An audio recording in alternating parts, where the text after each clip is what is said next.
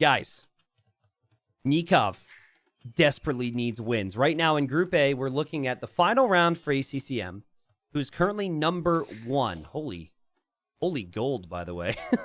He's number 1 in the group. He has 10 wins and 2 losses. ACCM has looked unbeatable. And I think odds are he will end up being first place, get a bye, go directly to the quarterfinals, which will be a huge result from him. And also a massive improvement for ACCM when compared to the first season, where I believe he got 4th. Anyways, we know his situation. Again, this is his final round. But Nicov needs wins. We knew Nicov would be moving. And so it was a kind of a choice for us to not have him in the season, which is then like, what do you do the next season? And that creates a snowball effect of other players having to be brought up and pushed down. And there's either that or we compromise. Be aware that he was moving for a couple weeks. Have him play his rounds later on. And that's what we've done. And Nicov played Valis and Running his first 2 sets. And he lost both of those sets 2-1. So now he finds himself up against ACCM, who's dominated everybody. And then he has to play Vinchester. And then he has to play Doubt. And to make matters even more ridiculous, guys, when he ends up playing Vinchester, it feels like right now, we don't know what happens in this series, but we do know that if Vinchester doesn't win that series 2-1, Vinchester's relegated. And I think that's with certainty that it could be dependent on other results, like with Nicov here. But it's a crazy thing to think about, that the season 1 winner would be relegated, and that series will be, I forget if it's tomorrow or the day after. So anyways, sorry to get too hyped about the whole group, but Nicov, at the end of the day, needs to get some wins on the board here, and that's what he's going to set out to do. He has picked the Tatars, which is a civilization that I really like, and a civilization that I expected people to pick on this map, because the Tatars get more food on their sheep, and there's a lot of extra sheep on the map. And Nicov went out to the middle, found some extra sheep, so that's a good start for him. Seems like ACCM was kind of trying to do the same. He didn't find near as many. Hasn't even found the sheep here at his base. But I'll tell you this, man. Like, if you forget the main gold is there, then the map is pretty good. But, you know, that is, that's awkward, you know? I'm not sure if you love that. It's the same for Nicov, but it's easier to wall towards the main gold, I guess. But both players, if they were to opt for a safe gold, would avoid their main gold and opt for more of a side gold. As far as expectations here, I would expect scouts. Normally, you don't see a lot of feudal age damage done. Especially, like, right now you have ACCM walling a lot. So much so that I think you might even consider a fast castle. But again, normally you don't see a lot of damage done with the feudal age rushes, but it does feel somewhat standard.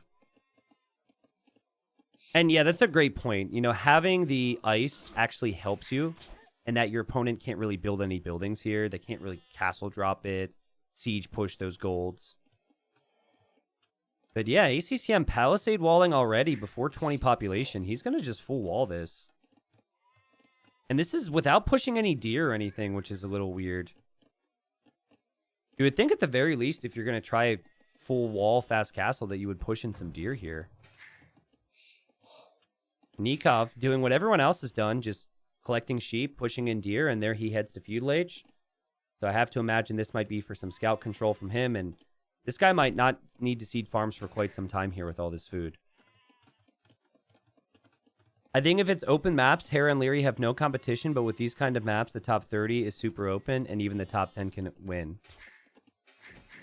Well, I mean, I don't think it's like a crazy statement you just made. I think King of the Deserts, though, you have to look at who's won those events, and you kind of forgot about one player. You kind of forgot about Viper. Like, King of the Desert is a tournament, as ACCM even expands his walls, which is all open map Arabia. And now Viper hasn't won every single one, but you just got to look at that and say that maybe he deserves to be in that conversation.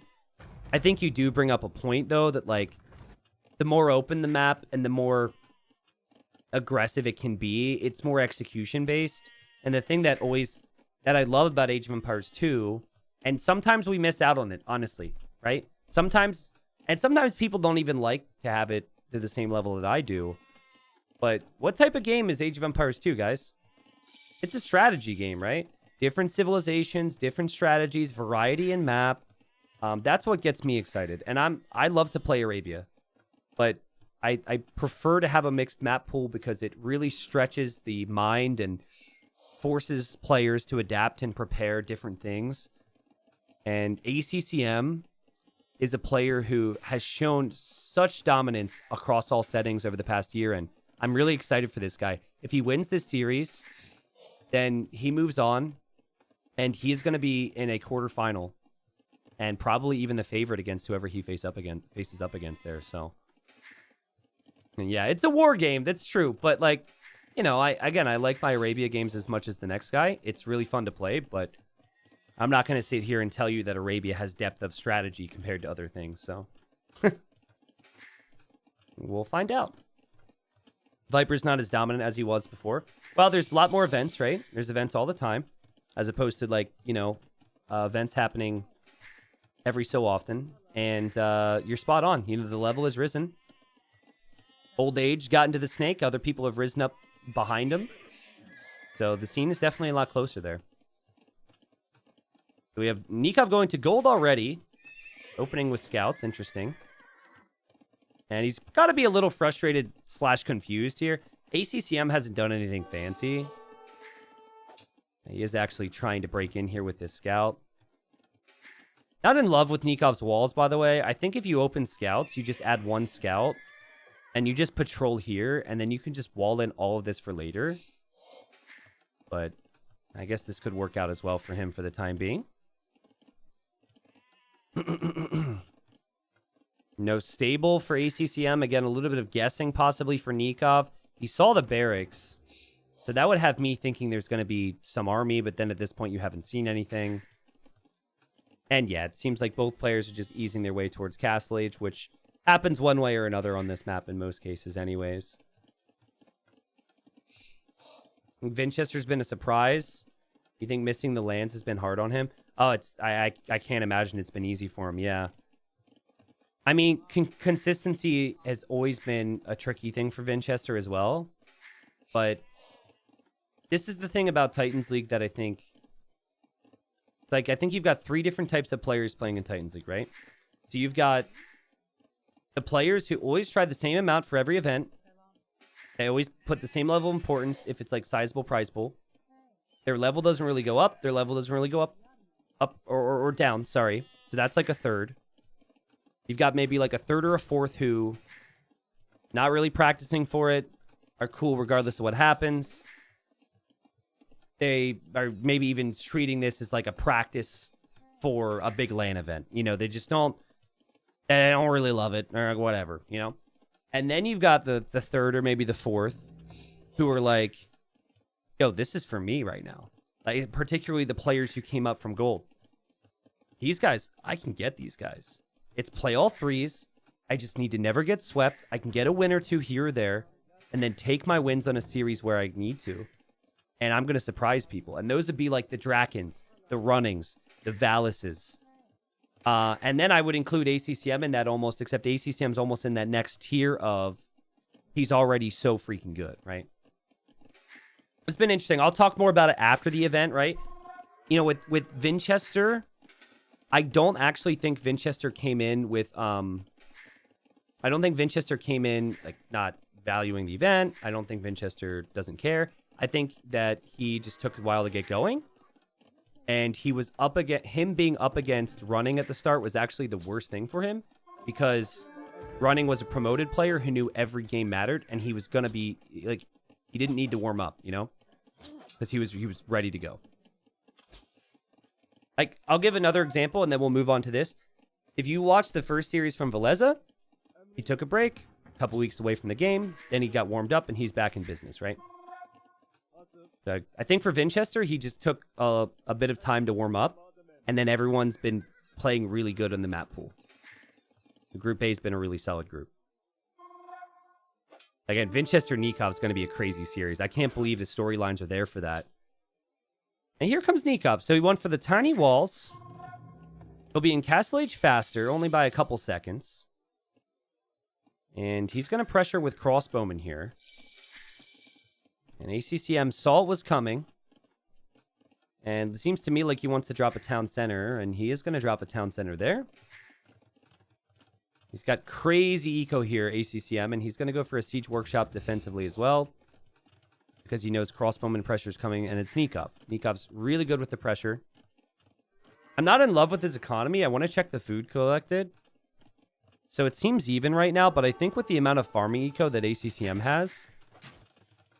I mean, ACCM doesn't even have Loom this whole time, which is crazy, but... I feel like the food collected will be more consistent for ACCM with farms. Then again, Nicov does get sheep from the Tatars, and he's seeding more farms. Yeah, absolutely. I can't... For a variety of reasons, I think Vinchester's probably had a really rough couple months, so... But, I mean, still going to be in a unique position to fight back. A sad thing is, depending on what happens here today, is he could be potentially relegating Nicov if he beats Nicov. The fact that Nicov-Vinchester would be a relegation conversation is just mind-blowing to me. ACCM with a slight villager lead, notably has villagers on stone, and he's just pulling a couple camels over. Nikov's trying to pick away at his opponent. He doesn't really have that killer force right now, and that has hurt him here because he will lose these crossbows. He did actually get really good position there, though. Killing 2 camels isn't too bad. I thought he was going to lose everything, and he does, but he killed 2 camels, which isn't horrible. If Vinch wins the next set, he's third, so he'd be fine. Yeah, I know, right? It's crazy that he's a 45% chance to be third and 45% chance to be 6th. And then we don't really know about Nicov because we have this series to conclude. Right now, it's a back-and-forth game. And Nikov's still 2 town centers, so falling behind in Vills, but still applying more pressure, denying the gold. Being really nerdy and aggressive, right? But yeah, Nikov's got to play Doubt, and Nikov's got to play Vinch. So, I mean, Nicov, he gets 1 to 2 wins in every one of those series, and then he is obviously pushing somebody else down, and he will be in the playoffs. Or in 4th place, we'll see. The Scorpions are going to be an issue. Like, Nicov is splitting his groups like a massive micro nerd.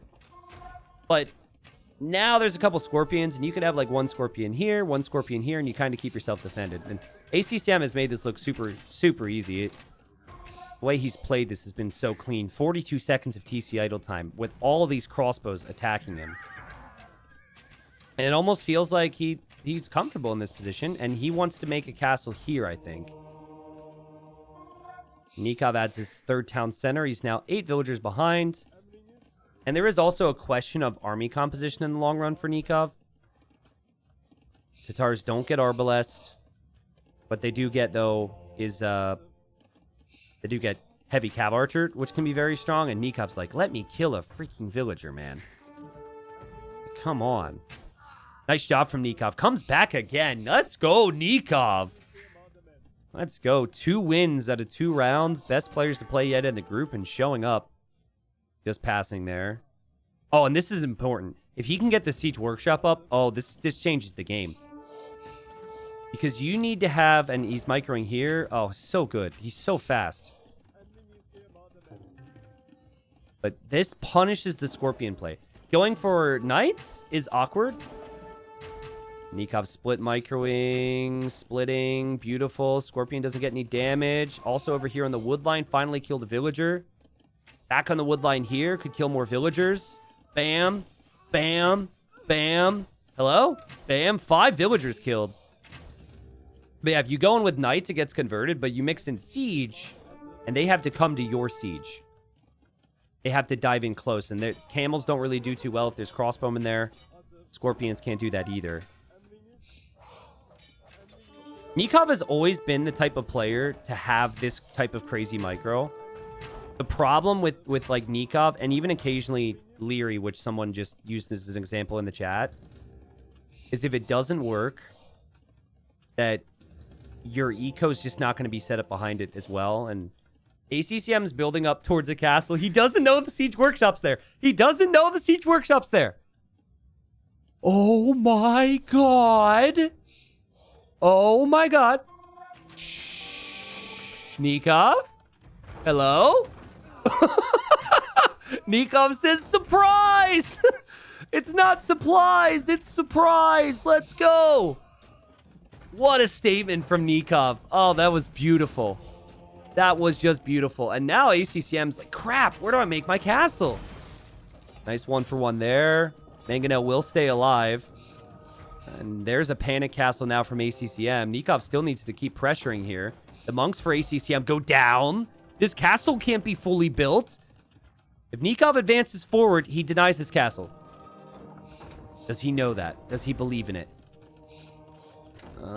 He's kind of trying. He's moving in. It's at 70%. It's much closer than I thought it would be here. But it's close enough for ACCM to run away. You just camp this castle and macro. I want you to look at the wood count for Nicov right now. His military APM is probably so high. He has 39 on wood, 19 on food. Okay? You got to be seeding farms in these instances. But if you seed farms, you could miss micro. So he's going to choose micro. But if he doesn't micro well enough, then everything falls apart. And oh man, here he goes. ACCM jumping in and out, in and out, in and out. ACCM doesn't get the kill yet.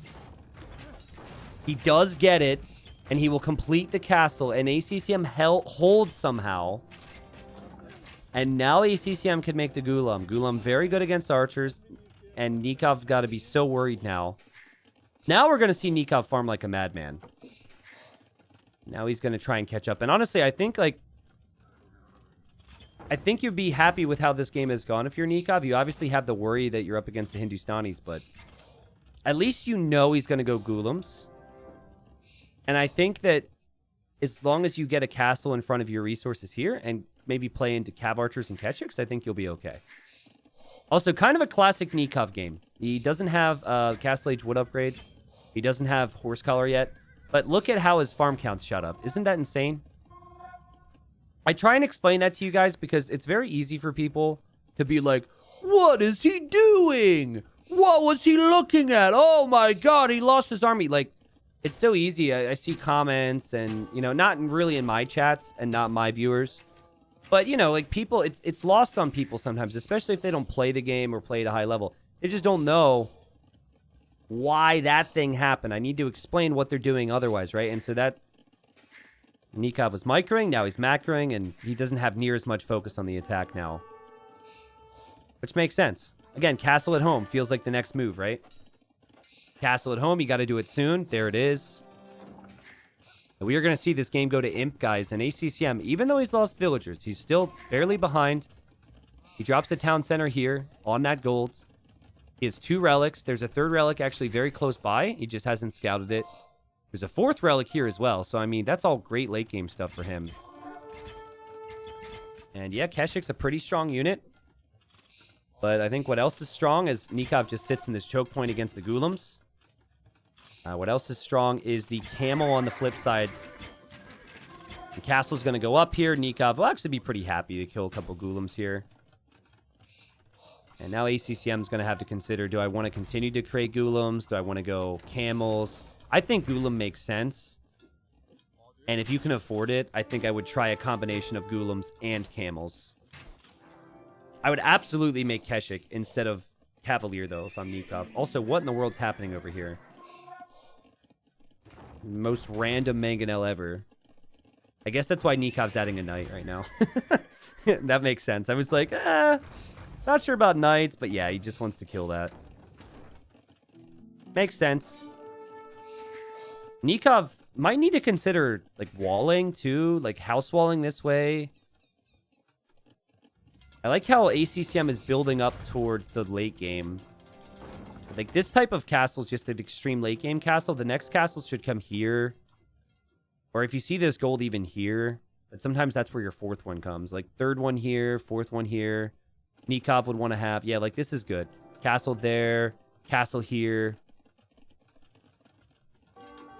Nicov imping. ACCM imping. And Nicov has lost quite a few houses on the front there. But he goes for a little raid. This is just classic Nicov, right? And guys, the neutral golds are important. The neutral gold is closer to ACCM, and then this one's kind of 50-50, right? But ACCM knows where both of those are. Nicov, he knows about this one. He does not know about this one, and also is maybe going out to get relics now, but doesn't have any as of yet. Is a dock possible in the middle? Maybe in like 30 years because of global warming, but right now, no, it's not possible. And that's exactly where we predicted ACCM would build the castle. He will build the castle there. ACCM, the survivor, after his castle got denied. Nicov just looking to kill all the time. ACCM, it's been defense, defense, defense. Again, credit to Nicov. Yeah, he loses a couple crossbowmen, but this raid is so nice. Still no bloodlines for Nicov. It feels like that's really important for the Keshiks and the Cav Archers. But it seems like it's just going to be full Keshik for him. And it's problematic if... Like think about it. You go Archers, the opponent goes Ghoulam. One of the best units you can have against Archers.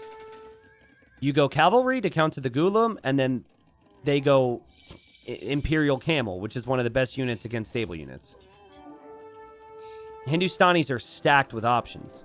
So I think you have to have a combination of Keshik and Cav Archer. And then that could work. So I'm liking ACCM's long-term control, having the 4 relics and the Grand Trunk Road upgrade, which will increase his gold income significantly. I think it's like 15% or something. Nicov with some plays here. Doesn't want to get raided, but will get raided. The Camel's running into the back of his eco, and I'd be a little frustrated right now if I'm Nicov. Also got a random Ghoulam you've got to track here, and all of a sudden, ACCM. It's going to be so much easier for ACCM to tech into things like Camel, which normally takes a long time. And I think the amount of Ghoulams he was able to make was just perfect. And then switching into Camels was well timed. And he might just click Imp Camel. Like, sometimes you feel the need to continue to produce Camels. But in situations like this, I think you just stop producing Camels because you're already so far ahead, it feels like. And then you just click Imp Camel because that can take some time. Nicov is... Oh, boy. He's at 157 Vils. He's still making Vils. Oh, man. Look at that. ACCM's waiting. But guys, this happens, right? We see this many times from all the best players in the world is overbooming because you're under pressure, and so you think create Vils, create army, get upgrades. And you just continue that cycle in your brain. It can really hurt you, though, and ACCM just hitting all these different areas, still has army in the back, feels so tough to kill these Camels. Losing villagers here now, Nicov. ACCM was down here as well. ACCM, 48 on food. Look at Nikov's idle time. Look at it rise. Look how many villagers aren't on farms right now.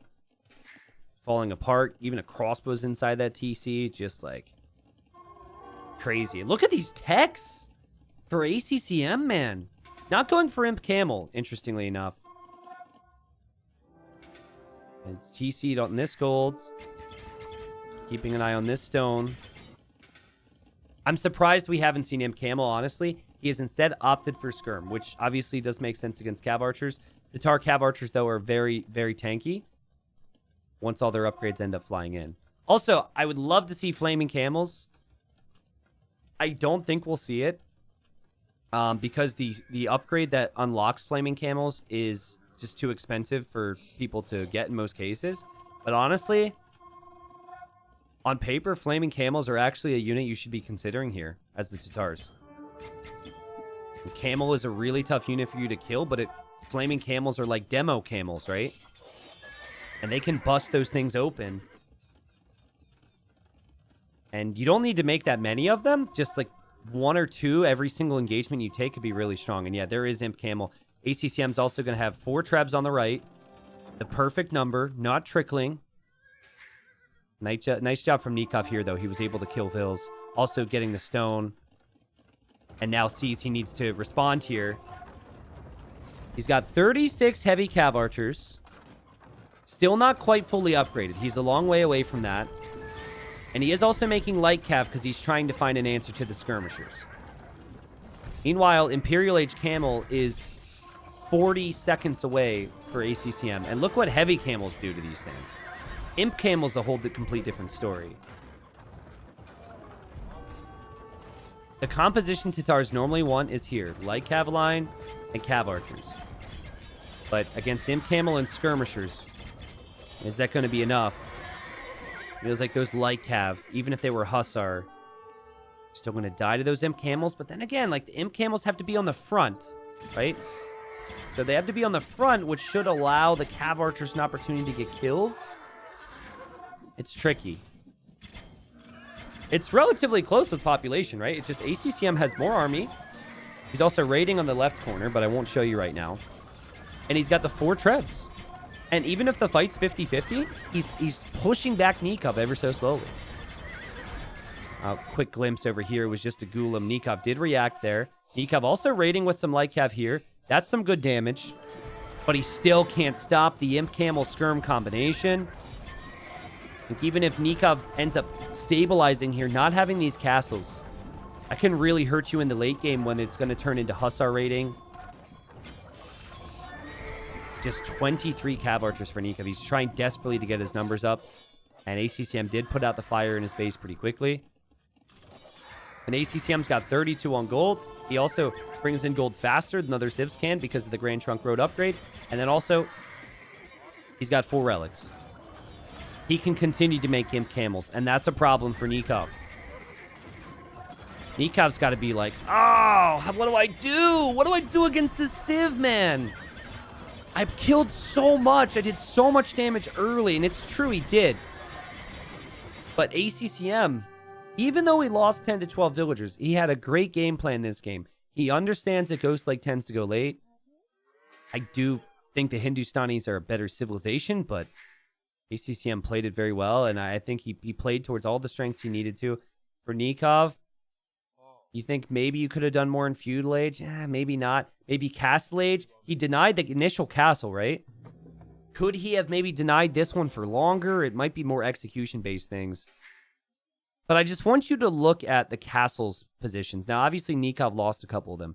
But if you look back to late Castle Age, early Imp, ACCM... he had 4 relics, and he was like, boom, lockdown golds. Got it. Boom, lockdown sides. Got it.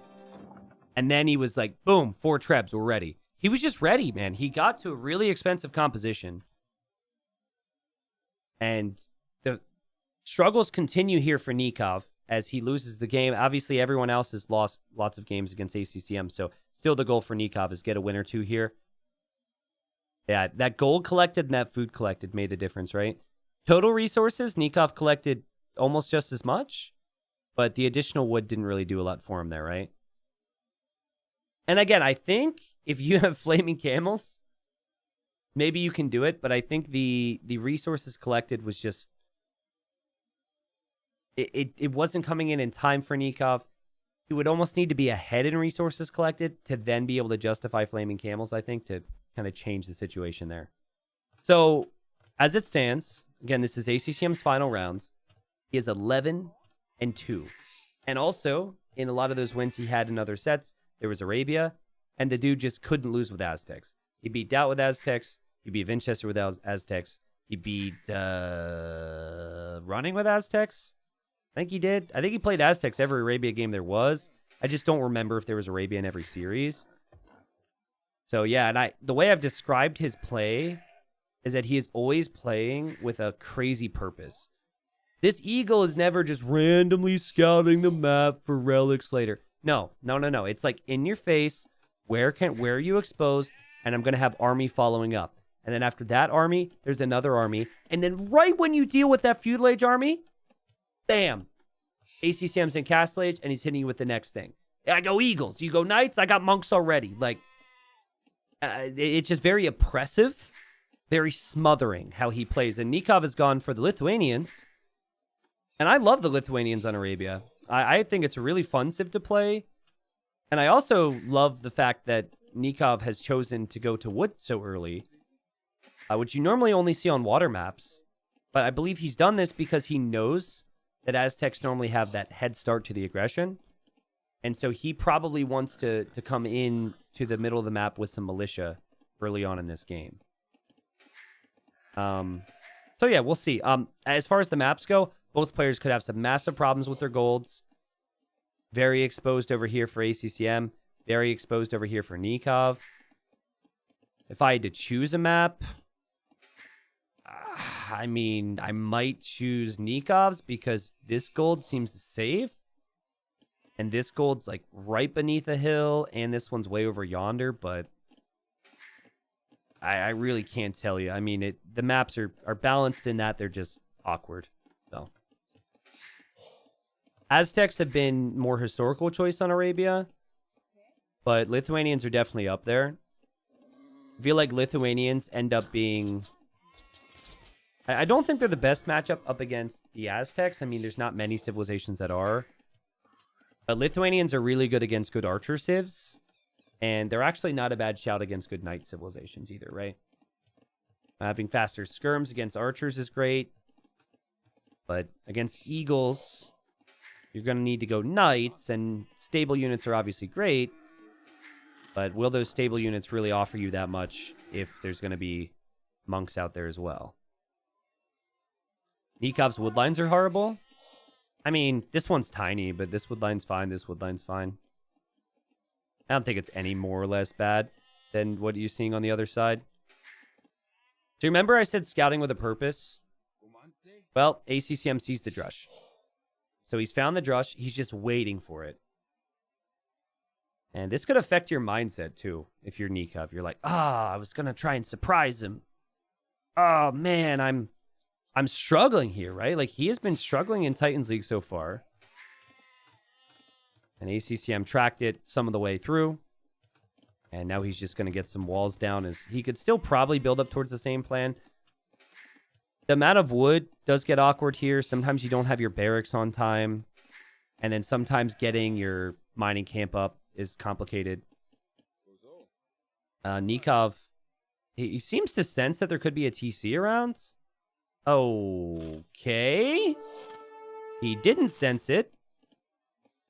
So he loses half the HP there on his militia. Honestly, he doesn't know where his opponent is right now. That's the main concern, is he doesn't know where he can do damage. And he will show up now and see everything's walled. So, great defense from ACCM. And he will just drop his barracks, and he's going to do everything that he wanted to do in the first place. Mad V says knee-jerk reactions to balance aren't good. Yeah, but if you're talking about the Hindustanis, as you just now seem to have made a comment about, the Hindustanis are just the best everywhere. And the data is there to back it up. So I could definitely see a change coming to the Hindustanis eventually. If the devs care about balance. If the devs really care about balance, I don't think their approach to balance with some of the newer civs has been great. But we could see some changes for sure. Wow, look at this. ACCM wanted to keep this house up so badly that he has now made a little... I mean, is this even worth it? Isn't the gate more than a new house? Okay, he's just repairing it. This is going to be man-at-arm archers. What Nicov wanted to... Wow, actually, I didn't pick up on this. Look at Nikov's uptime. What Nicov wanted to achieve with this build is to keep ACCM at home for a little bit longer. And he has absolutely accomplished that here. Dang. So, anyways, ACCM, he's just going to run forward now. And Nicov should sense that... Actually, I'm not sure if Nicov saw militia, but he should sense that there's going to be some type of an attack coming. And if he senses militia or possibility, he should be walling in his villagers. And this is going to be archers then for Nicov. Walling in his woodlines for the most part. Walling in his berries for the most part. Gold still slightly exposed. And oh my god!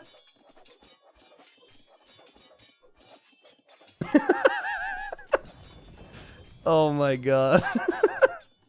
Take a screenshot. Oh my word, ACCM. See, we thought that he was just doing this to keep the house alive, but really it was an elaborate trap to trap Nikov's army. Oh my word. Just crazy traps. I mean, I guess it's worth it. It's certainly worth it for the flex and rubbing it in the guy's face. ACCM looks like he can do no wrong these days. But here he is. And he'll be making ranged units behind this. And Nicov has had 2 seconds of TC idle time. 2 seconds of TC idle time. And he has his wood upgrade. It's something that ACCM doesn't have. And Nicov in a pretty good spot to get fletching on his archers too if he wants to. This is a clean build from him. The annoying thing really is just not having your scout. Not having your scout really hurts in these situations. You can tell he's a little distracted.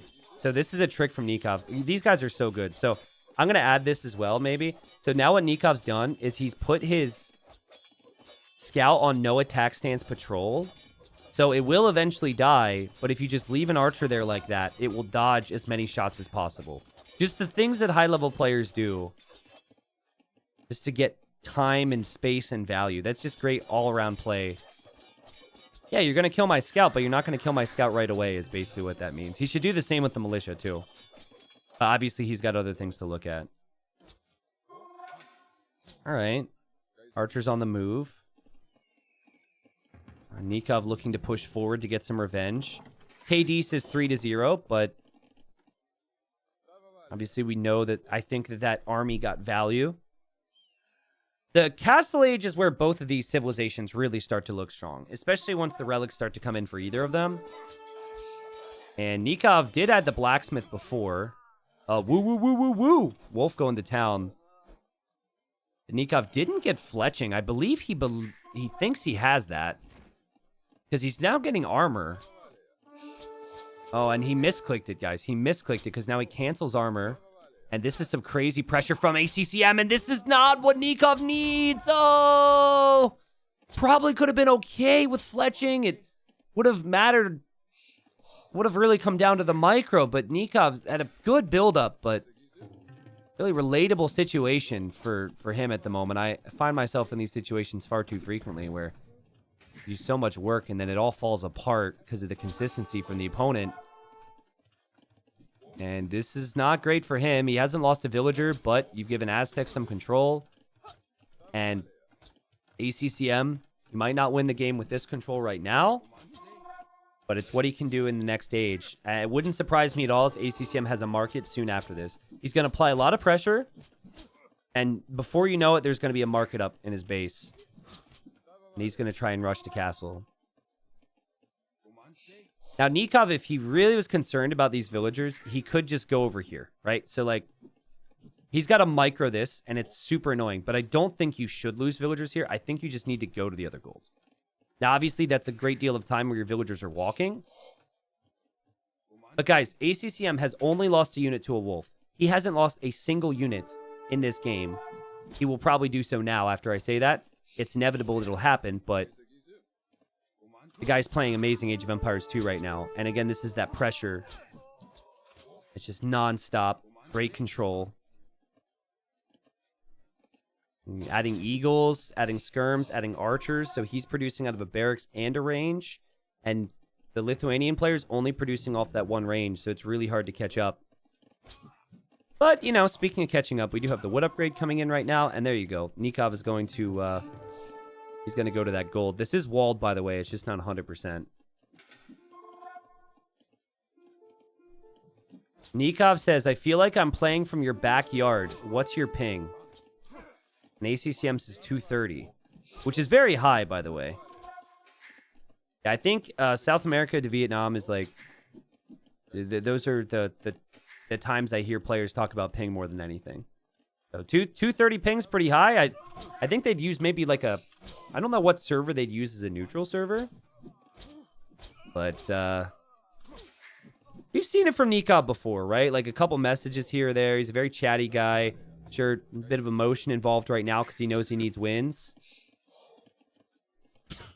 I feel like I'm playing from your backyard. That's actually... That's actually a pretty funny way of saying it.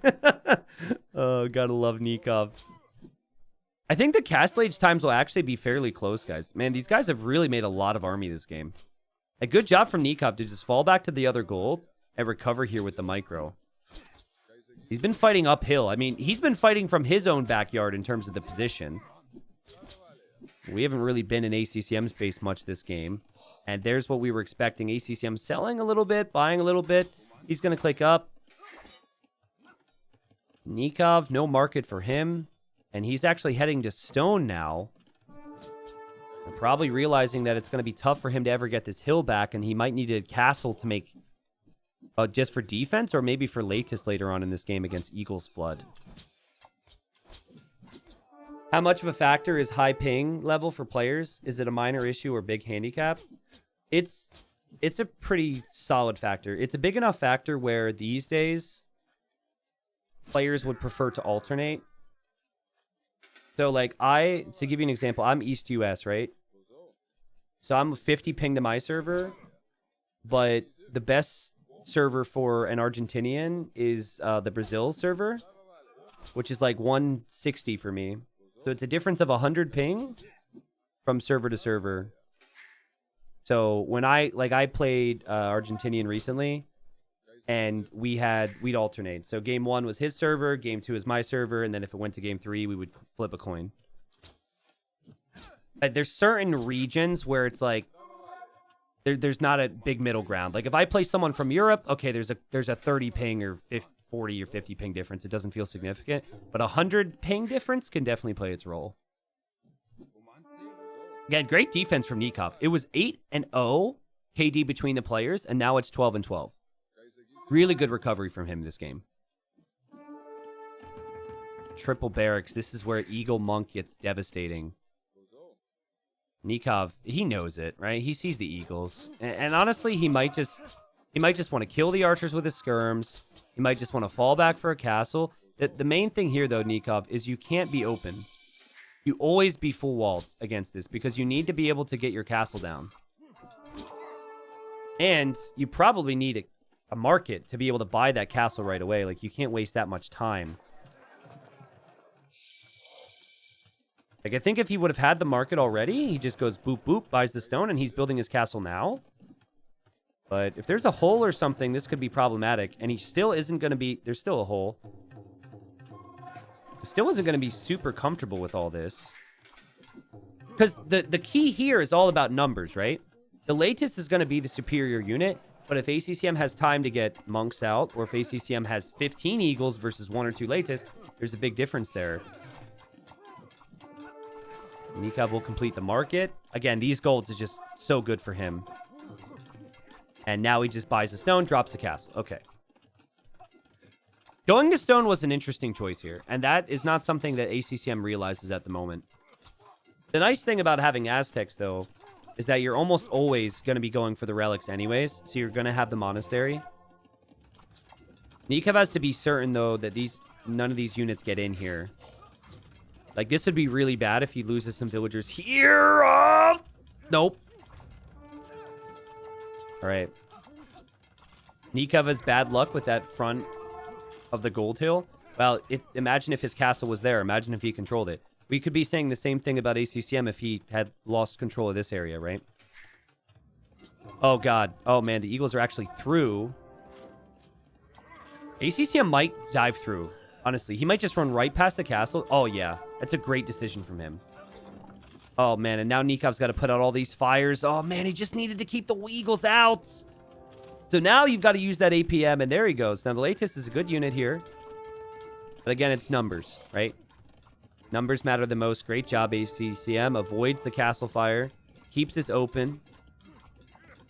Still trying to break through over here. Nicov with a town center. And these eagles, they grunt. They're like, huh, huh, huh, huh. Oh my God. The eagles are through over here as well. Nikov's falling apart. Oh, man. I mean, the eagles got through so quickly, man. Nicov, he's still in this game. He's still got a really good unit to rely on. And look at that micro from ACCM. He actually killed the monk with the weak eagle. He sacrificed that one eagle in there just to kill the monk. That was really well played. There's just a greater consistency here right now. But I will say this. ACCM, he now has eagles on the map against Latis. And Latis should mop up those eagles. Now you have to be concerned about monks if you're Nicov. And you don't want to donate these things. And now we see the second monastery. Shocker. And monks are going to end up being the key here. I want to look at food collected. Okay, as I expected, but this isn't as crazy as maybe I thought it would be with all the idle time that I thought Nicov would have there. Nicov also has control of all 3 of his golds and a stone. No relics collected yet, but he's going to snag one on the left most likely. And there's greater potential for Nicov to mop up villagers in a quick little raid than there is for ACCM to do so. I don't think you can go light cav right now. A lot of you guys are going to think light cav for monks. You go light cav after you have your 3 TCs pumping. I think. I certainly would probably stop at 11 Latis. Actually, if I had to choose between making more Latis and researching light cav and making a couple light cav, I would... I would choose to make the light cav. And there was a hole. Villager's going to go down. And Nikov's going to hear the Wololos and not really want to do anything to have anything to do with that. Sees that monk. That one you just kill. And then you hope you can get out of here without losing the other 2. It's possible he loses the other 2. Yeah, I think he will. And if you're going to lose the other 2, just kill the monks, Nicov. The Sanctity does just complete here for ACCM, so he gets more HP. But Nicov with the micro, too. Oh, my goodness. Look at that. That giving ACCM a taste of his own medicine there with this crap. Look at that. Wow, that was clutch. Dang, could he kill another monk, too? Or kill another villager? And he could maybe kill even more. That was very well played. 68 villagers versus 71. This is the quality Nicov brings to the table. And he's pressuring on this side. And he's going to break through here, too. Oh, man. Nicov, 32 on food. I got a monk here that's about to get taken out. A monk here that's going to convert the Latis back. And then here we have monks and we have eagles. And this is a crazy game, guys. 2 relics for ACCM. 1 relic for Nicov. Nicov really wants to get this one. He doesn't see it, but he's looking around the map for it now. It's also an interesting strat to just bring your own monks forward to just convert. Panic. Uh-oh. Well, okay. Well, I was going to say convert your Latis back. Bit of a disaster moment there for Nicov. I think he was snagging that relic in that moment. He's no bloodlines. I'd like to see the bloodlines upgrade. So I suppose your units are already doing so good. There, Nicov takes a fight, converts his Latis back. Okay, this is what he was looking for before. Mops up the eagles. There's also a lot of stone for Nicov. Guys, Nicov needs this win. This is your moment, Nicov. This is your moment. It's just... There's 13 Latis and there's going to be 8 monks. I'm a little concerned. 1, 2, 3, 4, 5, 6... This is so awkward. You could tell he wanted to drop the castle there. There's 6 Latis for Nicov. Or sorry, for ACCM. Oh, no. Aztec monks are so hard to kill, too. With 60 HP now. Oh, no. Pikeman and monk. ACCM's composition. ACCM sees the castle. Has the Latis. The monks can get more conversions. Some of them can. Not all of them. They're probably recharging. No, Nicov! This is so bad. It's a doubt castle. Pain. And the GG's called to... Oh. Man, like, I can see precisely what Nicov was going for right there, right? Take a massive fight, drop the castle... and you deny the stone and gold, and you win this game. I know exactly what he was going for, but ACCM had committed to so many monks, and just had them ready and got those conversions. It was a fantastic play from ACCM to defend. I still wonder, either if you don't take that fight and you just, like go and raid, how this game goes, right? Because I think that could have been achievable. Maybe ACCM reacts. And because ACCM, if you pull the latest here, he sends the monks back. This castle probably goes up. Maybe he was trying to force the issue too much. Wonder also maybe just adding light cav, right? I think, he was a little impatient. He felt the need to force the issue when the rest of the game was going pretty swell for him. And he forced the issue, and his opponent has more latest than he does, and ACCM. I think the problem is ACCM never allows this castle to go up. That's 650 stone down the drain. Or I guess actually like 500, because if you delete the foundation, you get some back. And then all ACCM is going to do, and he's probably already bringing the Vills, is just drop a castle here himself, and then he denies the gold, and then he goes imp, and that's why Nicov called it. But make no question, like, ACCM is playing amazing Age of Empires, and Nicov is playing good too. But, man, he's going to have to play even better to get a win. ACCM right now, 12 and 2, is it? Can someone fact check that for me? I think he's 12 and 2. It might actually be 13 and 1. He hasn't lost many games, but yeah, Nicov needs one. Because if Nicov doesn't get one, he is absolutely in the relegation fight. And he has to play Doubt, and he has to play Vinchester. Crazy, crazy stuff. We'll quick look at the statistics here. Now, there's the resources. ACCM did have the better economy. It's possible that Nicov sensed all these things when he tried to force the fights. But, again, ACCM super consistent. Great game there. I think also in Feudal Age, Nikov's going to be kicking himself. I think he had to work so hard to get out of a hole in Feudal Age, and he did a good job at that. Imagine if he never falls into that hole in the first place, and he uses all that skill that he used to come back to actually get ahead there in the mid-game. Ooh, this is fun. So this is going to be a matchup that we had seen earlier today. Not the exact matchup exactly, but oh no, the boar's trolling him. Nicov, don't you dare lose that scout. Okay. All right, this is interesting. Nicov needs to bring his boar in fast, and he's going to get the boar, and he's going to heal up his scout in the castle. Okay. But yeah, so we saw in a must-win game for Valis earlier, he played as the Cumans, and he went for a 2TC Feudal Age boom on Regicide Fortress. And he was able to beat Doubt. And again, what makes it fascinating is it was actually in this group. And Valis beating Doubt 2-1 put Nicov even under more pressure to get wins. So we've got ACCM playing as the Bengalis. And Bengalis have looked like the best Civ, if not the second best Civ, or at least tied for first on this map with the Chinese. And it was the Cumans versus the Chinese when Valis did it. And Nicov is Cumans versus the Bengalis. Nikov's already on the way up here.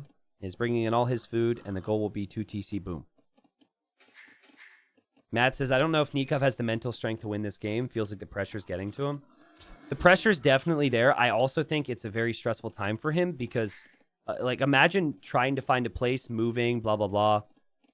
So you're not in shape, and then you're catching up throughout the season, and you have to, then you're under immediate pressure because you get to see results from other people. I think it would be much better for your mental state to have lived at your place for a couple months, didn't have to deal with the stress of moving, and then also being able to play one series a week and getting to see how things develop. Because, if you have a bad round, let's say, and you're playing once a week, it's like, okay, it's not my week, wasn't my day. We'll regroup, we'll game plan, and we'll be there next week. If you have a bad round and you're playing all your rounds within the same week, it's like, I played horrible today, or I'm not happy with how I played today. I'm playing in 13 hours. I'm playing tomorrow or something, So that's... Ideally, the players would play all their rounds once a week, right? But there were a lot of instances, which we'll talk about after the event, when we talk about what we can do differently and what challenges we faced.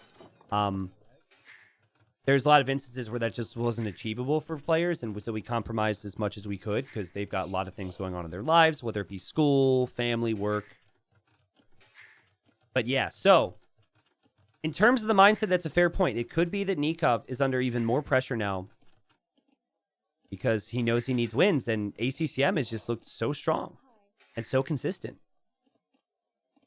Absolutely is going to be tricky for him. Also, ACCM started to build this farm and then stopped, which I find funny. He's like, I don't need that farm yet. Maybe let's not build that farm until we research horse collar later. Almost all game-related advice could be summed up as get good. I don't agree with that. I mean, if you really want to generalize it, but I don't agree with that. I think there's a lot more mental to at least Age of Empires 2. It's not just skill. I think some of it's mental. But yeah, there's obviously a big skill elements as well, right? Fourth set of the day. In order for Nicov to be safe, chat, can someone look at the table for me? And we're going to assume the worst for a second, okay? Well, actually, no, we don't need to assume anything.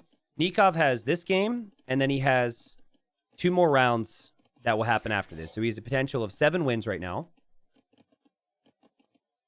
So I'm trying to think, in order to be safe, he needs how many wins in the group? If you look at things. I know it depends on various things, but is it like 5? Chuck says he needs to win 5 of his remaining games. Well, if he wins here, that feels achievable. He would need to 3-0 or 1-2. It's still a lot of work, obviously, against the players he'll be up against. But if you were to lose this, then he would need to 3-0, and then he'd need to 2-1, probably. And what makes matters even crazier is that, you know, Doubt isn't exactly far ahead on wins, so Doubt will want those wins really badly against Nicov. And then Vinchester has to win 2-1. I still can't get over that Vinchester could be relegated. I just absolutely can't get over that. I mean, it'd be crazy that Nicov gets relegated as well. Don't get me wrong. But, like, Vinchester winning the first season getting relegated is, like, unprecedented. That's, like, I don't know, compared to the Premier League, like, Manchester City winning and then the next season getting relegated. It's just, like, that's just wild. A second TC here for ACCM. And Nicov, let's talk about timing. I talked about it a lot in my cast of Valis vs. Doubt. So if you haven't seen that and you really want to hear in-depth conversation on it, I would suggest listening to that because I was very precise on the details. But you have massive food eco, and then usually you build up towards map control and a castle in the front into Trebs. And you use kip checks. In Valis' case, he actually went kip check Onager, which actually looked really good. And, you know, again, Nikov's Vil count is pretty high right now. You'd expect ACCM to catch up and then surpass him, though. But the difference is there's not going to be many resources floating for Nicov. For ACCM as he catches up. When you're on your way to Castle Age with humans, your food count starts to just fly.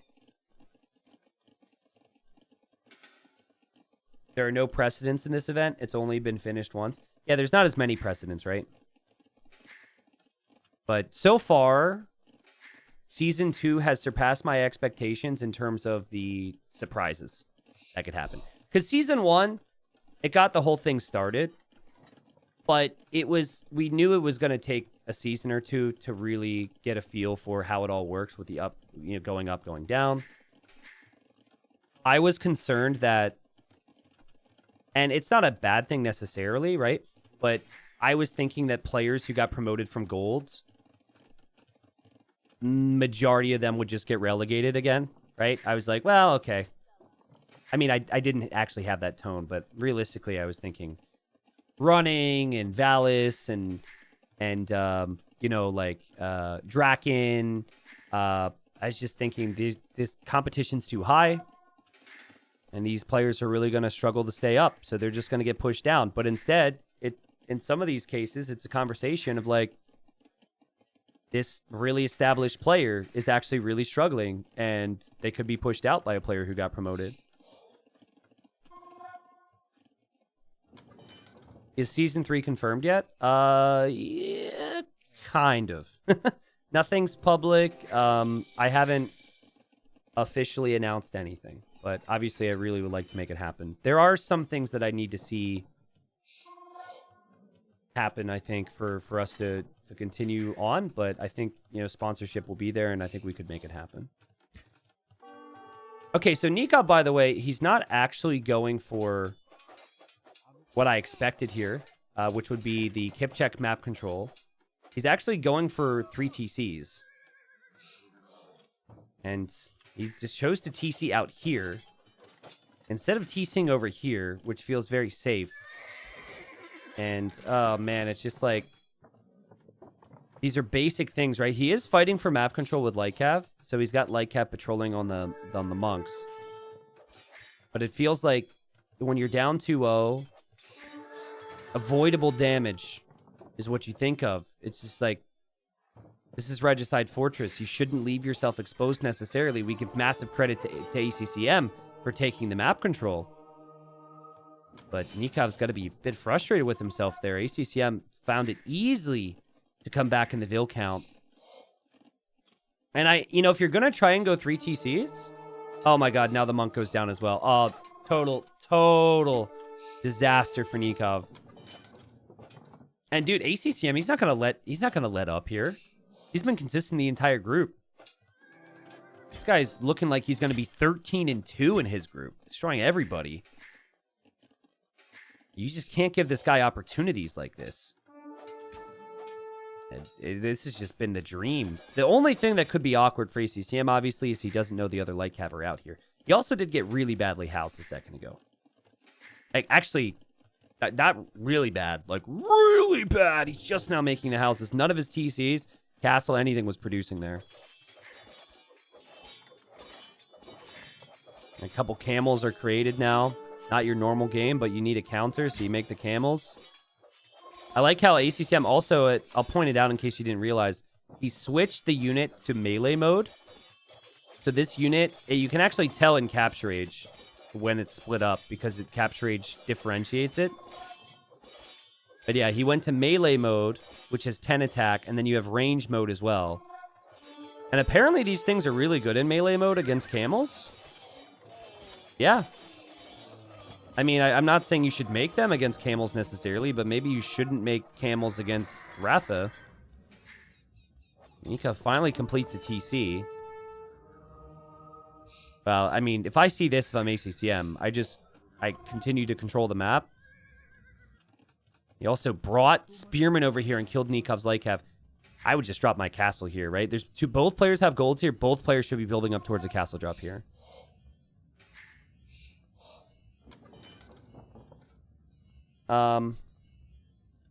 Would you say it's also a factor that top players have a lot more simultaneous tourneys along this league, while the players who just ascend to Platinum can focus only on that and prepare specifically with higher motivation? It definitely plays a role, yeah.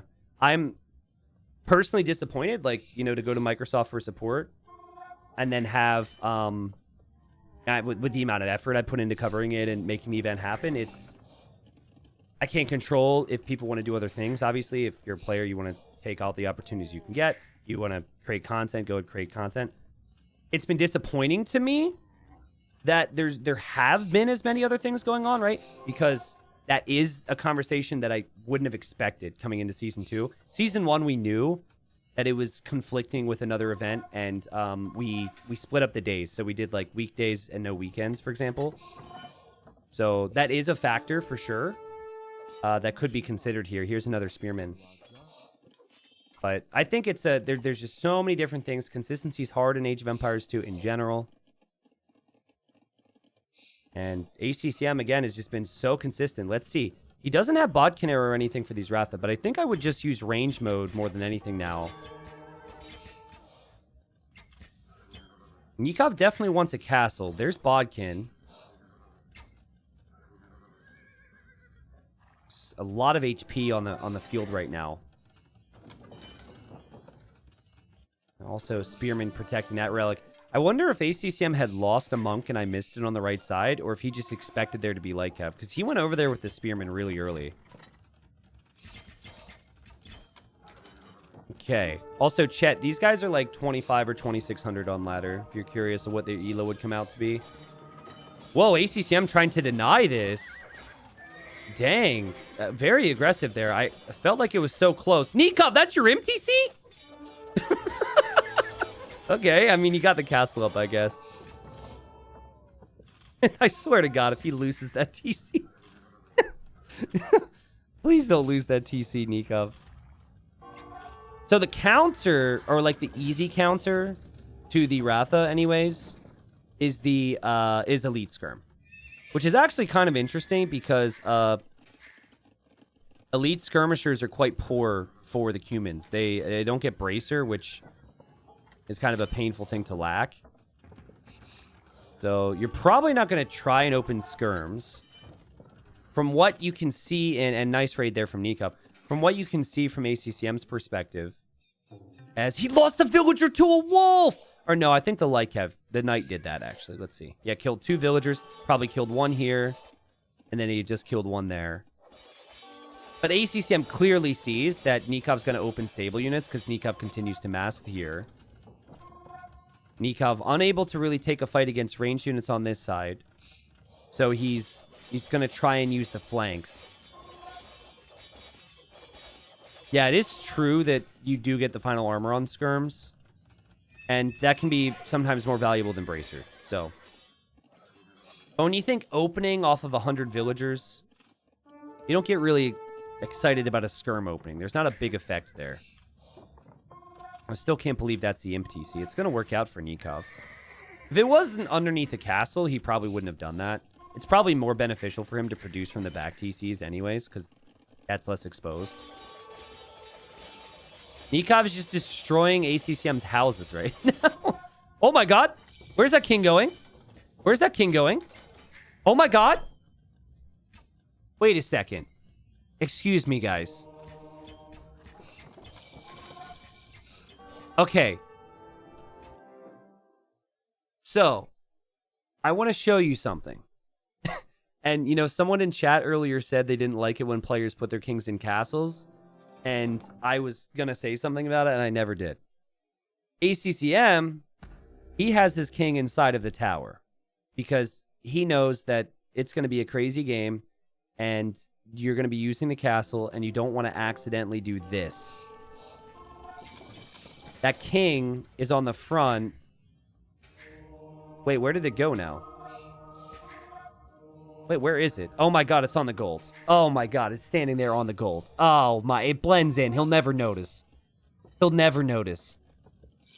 Meanwhile, he's like killing over here. He's got an amazing army. Honestly, ACCM, he's had pikes. I honestly don't think he ever expected Nicov to be so bold to just continue around here, because ACCM had been seeing the knights. Crazy raid from Nicov. No, the kings don't explode, but if Nicov loses his king... Where is the king? Oh my god. Where is it? I can't see it. I can't see it. Where is it? It's right there! Nikov's head is gonna explode! Oh, he just noticed it! Oh my god, he just noticed it!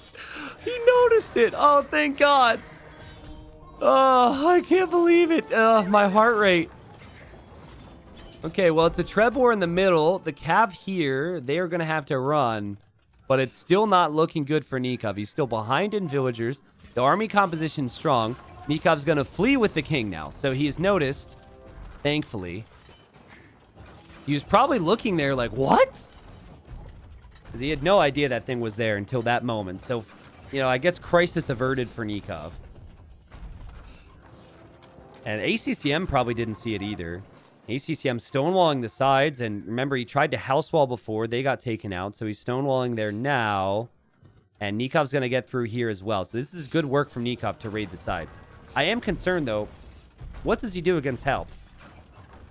He's got 28 knights, soon to be cavalier. He's raiding, which is nice. But in the middle, against Trebs and Halbs. How does he stop that? ACCM's like, is the king still there? I really hope there's a king in here. I think you'd need a ranged unit here if you're Nicov, and just doesn't see it. He's gonna try and take ACCM's castle out. He needs to take the castle out. I feel like he should. He's got 4 Treb volleys flying through the air. He will. Okay, so he takes out the castle. That's a big positive for him. Also, these villagers that were on gold hid. And oh my god, Nicov, kill the king, please, please. Wait, where'd it go? No, ACCM's running. What great heads up play. He noticed it and ran away. Wow. So one player accidentally sent it forward. And then the other guy, maybe he wasn't going in for it originally, noticed it, thought about it. Both kings are not feeling great about their lives right now. Let's put it that way. They feel like they need more army to protect them. We gotta make more workers, get more funds, get more army out here. Nice raids from Nicov, though. I'm still very impressed with the damage that he's been able to do, considering the guy doesn't have anything to counter helps. But at the end of the day, I'm still very concerned for him on the front of his base. He's trying to get ranged upgrades now to upgrade in towards skirms and kip checks. But you would need the castles for kip checks. Nicov, if he loses this game, will have 2 wins after 3 rounds. He would need 5 wins out of 6 to stay alive. You have to look at the exact data. It might depend on exactly how many wins Winchester gets against him, right? What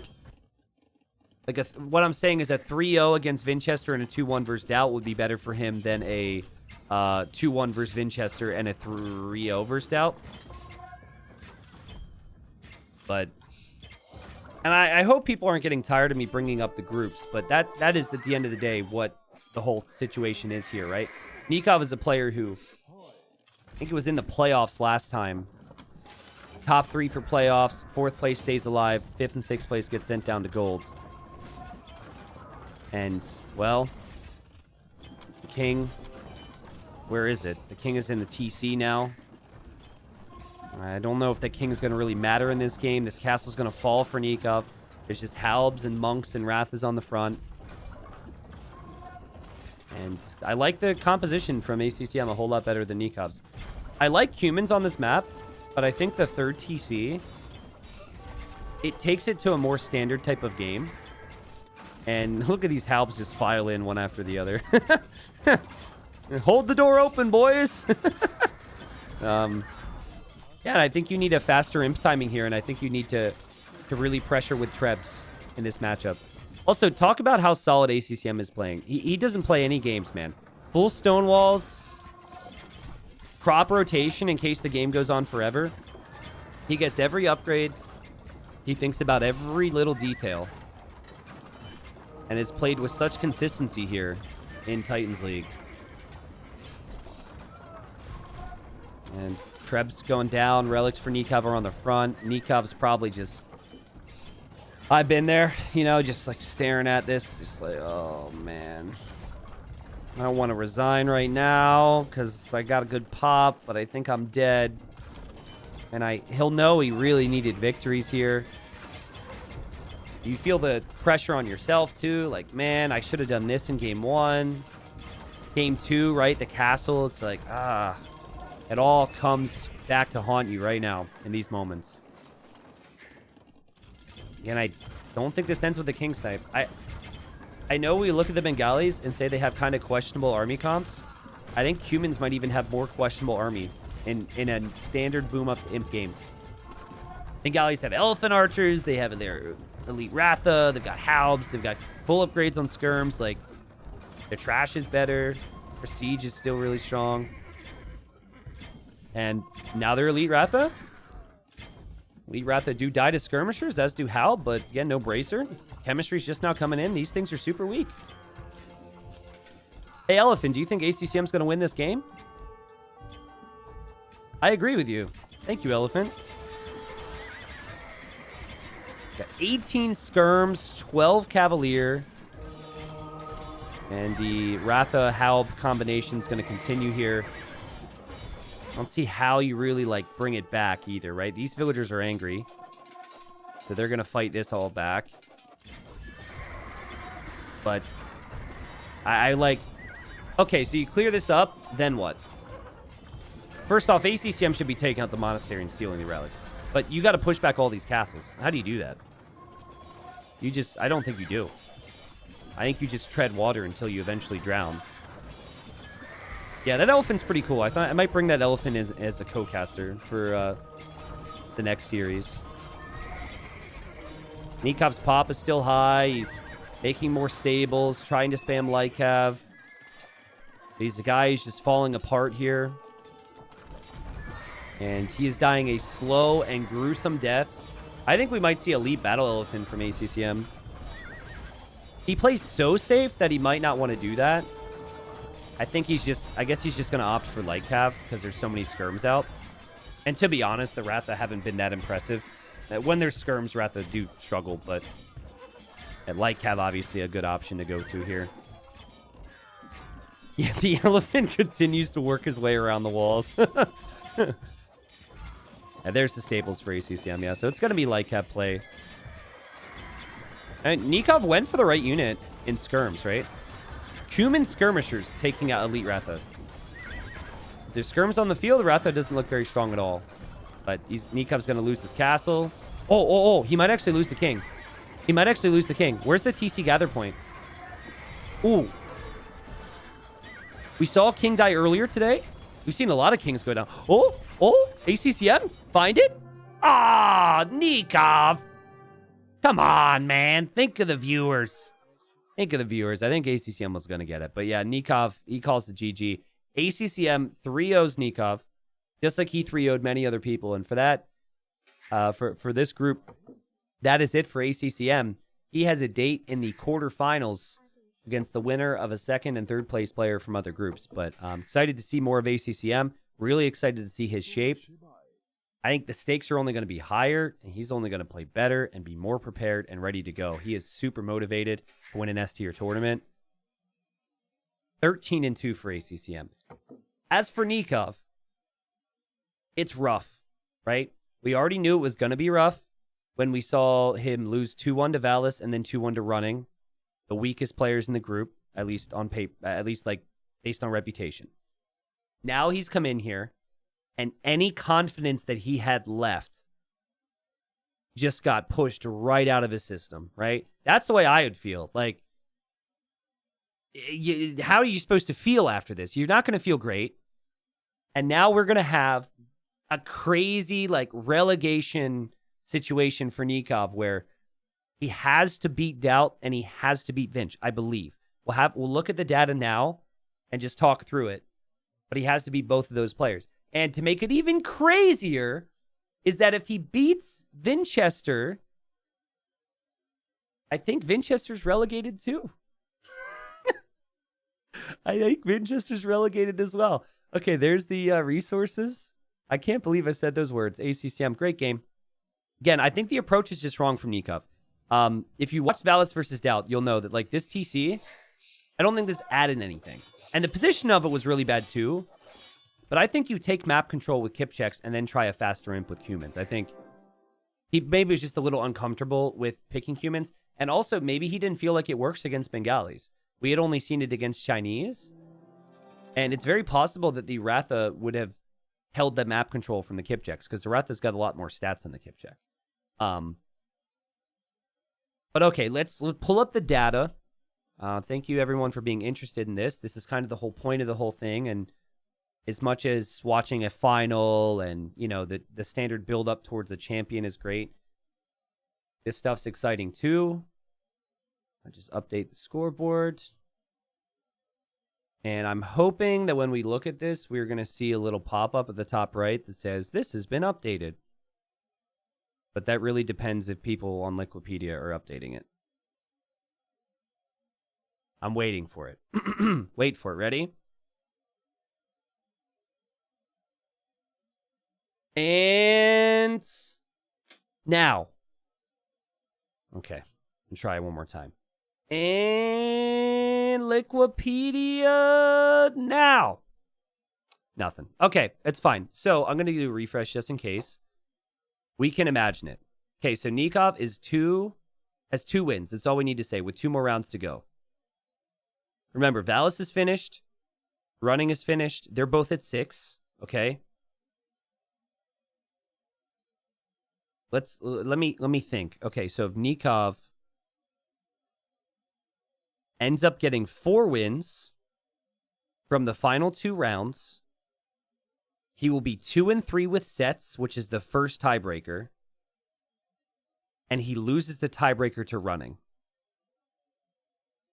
So Nicov cannot tie, so he cannot get 6 wins and be above running or Valis, which is bad. Oh, you updated it? WDW Kid, if it's updated on that link, tell me and I'll go to that. So, Nicov needs 5 wins. You're telling me it's updated? Okay, let's do a refresh. Sorry, this might help us more than anything.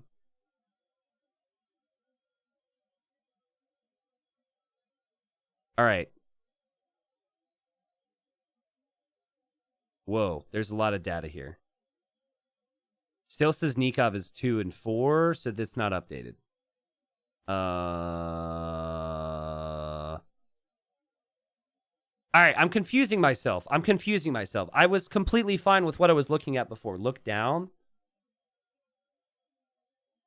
Oh, so I can add this? Ah, that's actually pretty sick. Okay, we'll do that real quick. Boom, boom, boom.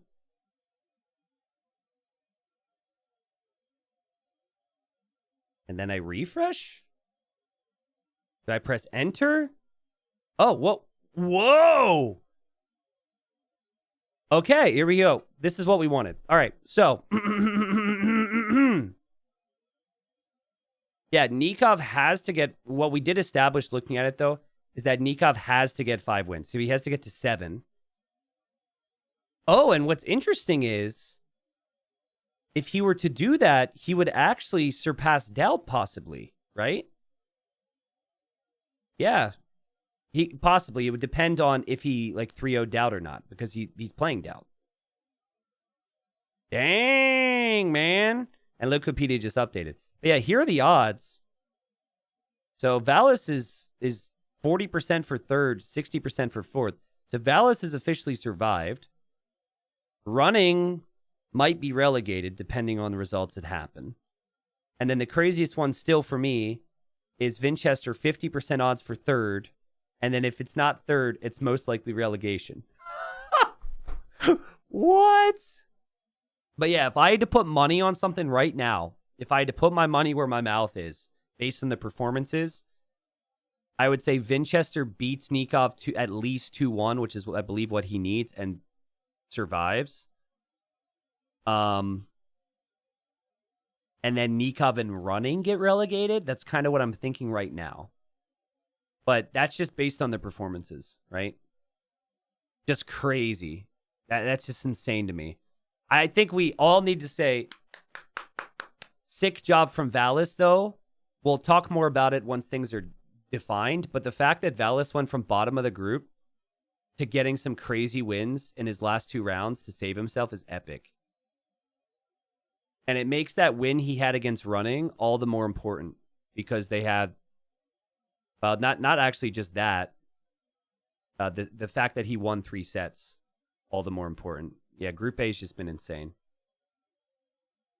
But anyways, I hope you guys enjoyed looking at the stats. This is a cool feature. I didn't realize this. We'll have to utilize this a bit more. This table is really sweet. But yeah, that is the conclusion of the series.